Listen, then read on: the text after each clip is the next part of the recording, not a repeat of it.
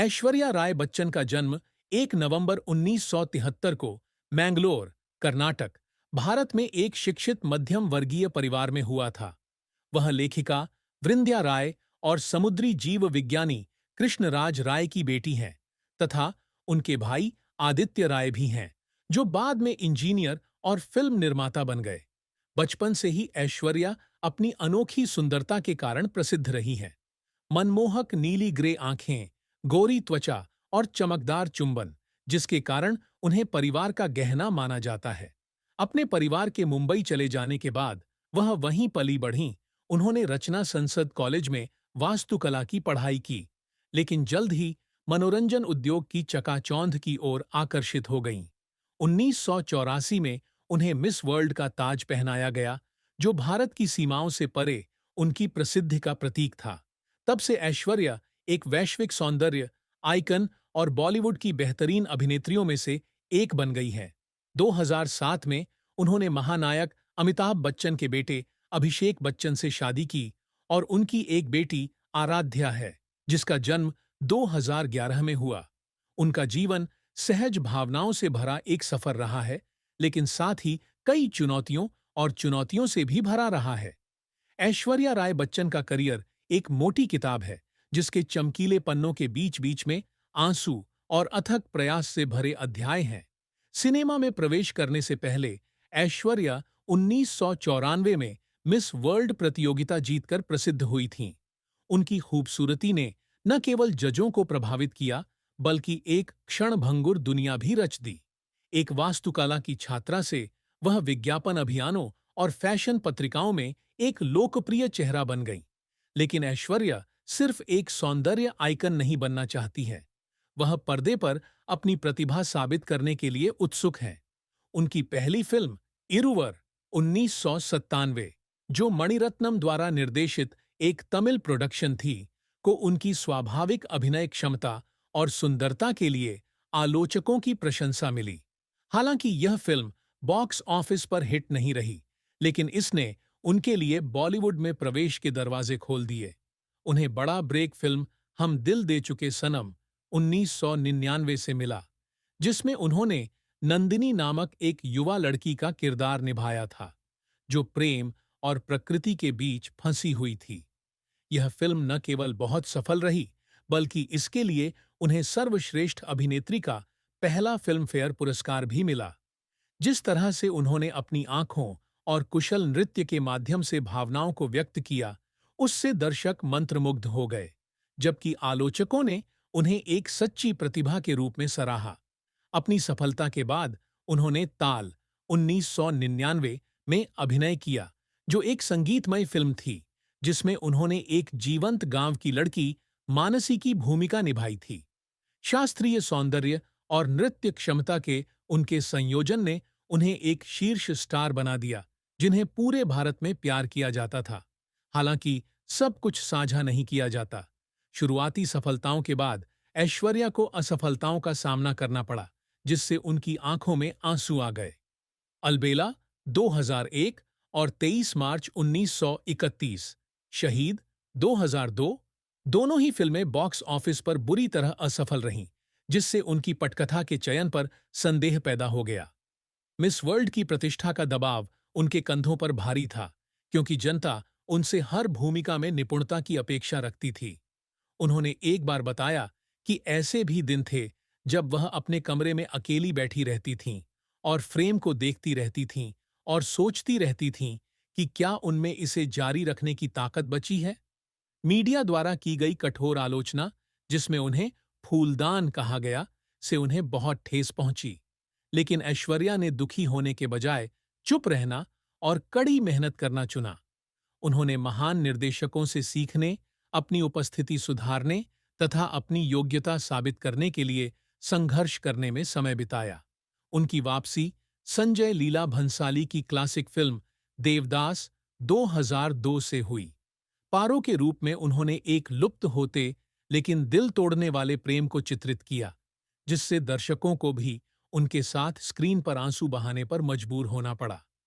यह फिल्म न केवल भारत में बहुत सफल रही, बल्कि कान फिल्म महोत्सव में भी प्रदर्शित की गई, जिससे उन्हें अंतर्राष्ट्रीय ख्याति प्राप्त हुई।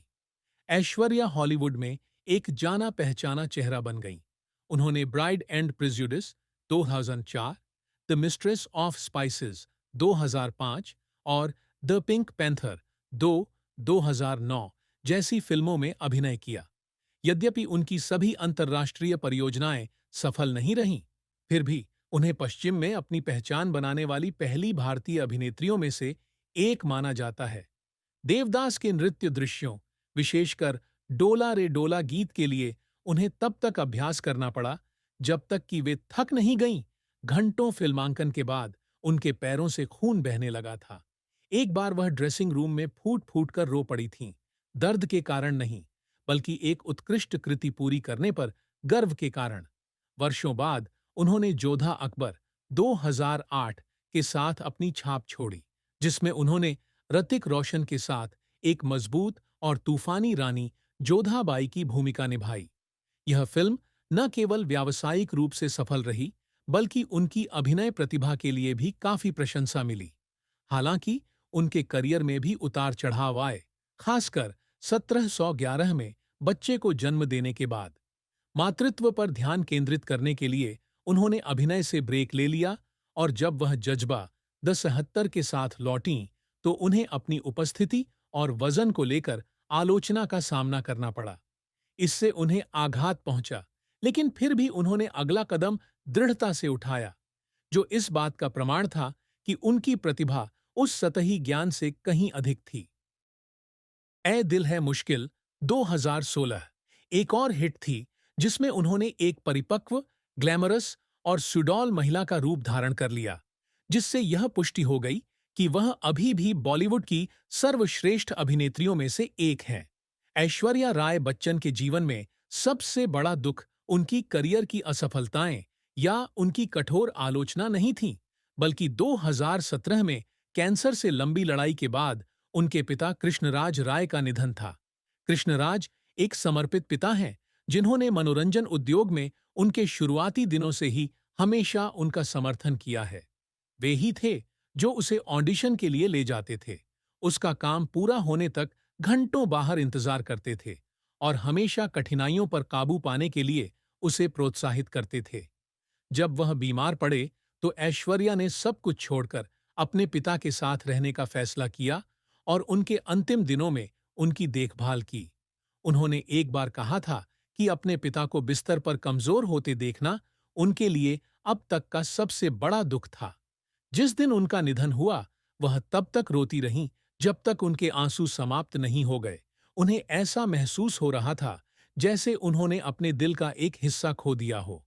पिता को खोना न केवल एक व्यक्तिगत त्रासदी थी, बल्कि ऐश्वर्या की आत्मा पर भी इसका गहरा प्रभाव पड़ा।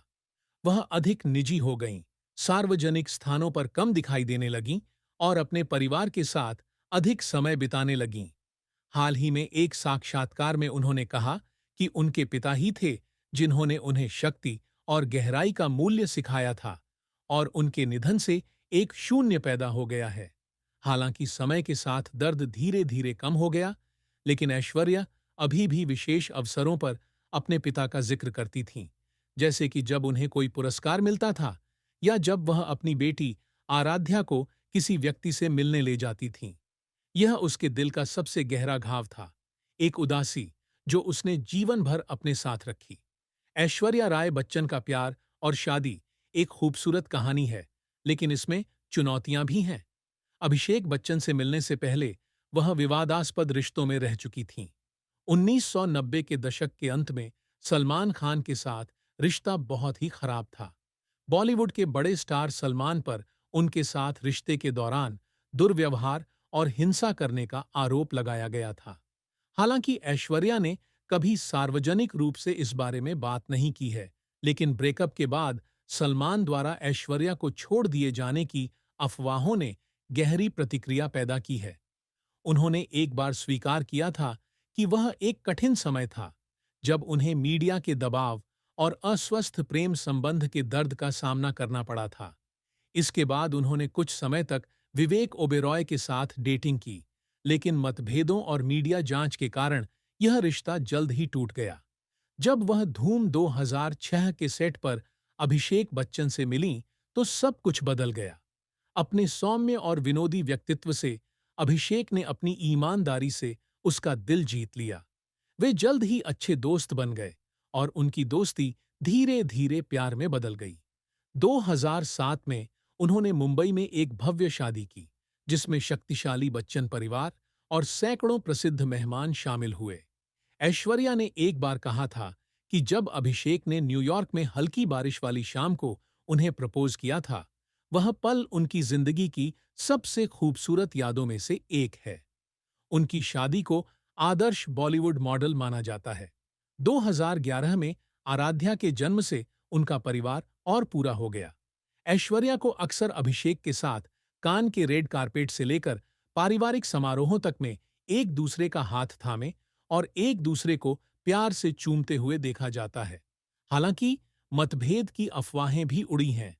हाल के वर्षों में कुछ अखबारों ने यह सुझाव दिया है कि उन्हें अपने व्यस्त कार्यक्रम और बच्चन परिवार के दबाव के कारण समस्याओं का सामना करना पड़ रहा है। हालांकि दोनों ने हमेशा इस बात को माना है, लेकिन ऐश्वर्या ने माना है कि शादी हमेशा आसान नहीं होती। उन्होंने कहा कि कई दिन ऐसे भी आते हैं जब उनमें बहस होती है, लेकिन एक दूसरे के प्रति उनका प्यार और सम्मान उन्हें हमेशा आगे बढ़ने में मदद करता है। प्यार में उसका सबसे बड़ा दुख शायद ब्रेकअप नहीं है, बल्कि एक आदर्श सार्वजनिक छवि बनाए रखने का दबाव है, जो कभी-कभी उसे अपनी शादी में घुटन महसूस कराता है। ऐश्वर्या राय बच्चन की कुल संपत्ति मनोरंजन उद्योग में उनकी सफलता और दूरगामी प्रभाव का प्रमाण है। 2025 तक उनकी कुल संपत्ति लगभग $100 मिलियन होने का अनुमान है, जो एक भारतीय अभिनेत्री के लिए एक बड़ी रकम है। उनके पास मुंबई के जुहू में एक आलीशान विला है, जिसकी कीमत लाखों डॉलर है, जिसमें आधुनिक डिजाइन और परिवार के लिए शांतिपूर्ण जगह है। गोवा में उनका एक हॉलिडे होम भी है, जहां वह अक्सर आराध्या और अभिषेक को आराम करने के लिए ले जाती हैं। उनके आभूषण संग्रह से भी कई लोगों को ईर्ष्या होती है, जिनमें प्रमुख ब्रांडों के आकर्षक आभूषण भी शामिल हैं, जिन्हें वह अक्सर कान में पहनती हैं। ऐश्वर्या कई अंतर्राष्ट्रीय ब्रांडों जैसे लॉरियल, लांगिनेस और कोका कोला का चेहरा है, जिससे उन्हें विज्ञापन अनुबंधों से हर साल लाखों डॉलर की कमाई होती है। वह रियल एस्टेट और कुछ बेहतर परियोजनाओं में भी निवेश करती है, जैसे कि उनके नाम पर संचालित चैरिटी, जो गरीब बच्चों की शिक्षा में सहयोग करती है। हालांकि अब वह नियमित रूप से अभिनय नहीं करती हैं, फिर भी वह कार्यक्रमों और अतिथि भूमिकाओं से उच्च वेतन अर्जित करती हैं। ऐश्वर्या एक शानदार जीवन जीती है, लेकिन बिना किसी दिखावे के हमेशा अपना व्यवहार सुरुचिपूर्ण और विनम्र बनाए रखती हैं। उन्होंने एक बार कहा था कि उनकी सबसे बड़ी संपत्ति पैसा नहीं, बल्कि उनके परिवार का प्यार और फंतासी शब्द के प्रति प्रशंसा है। ऐश्वर्या राय बच्चन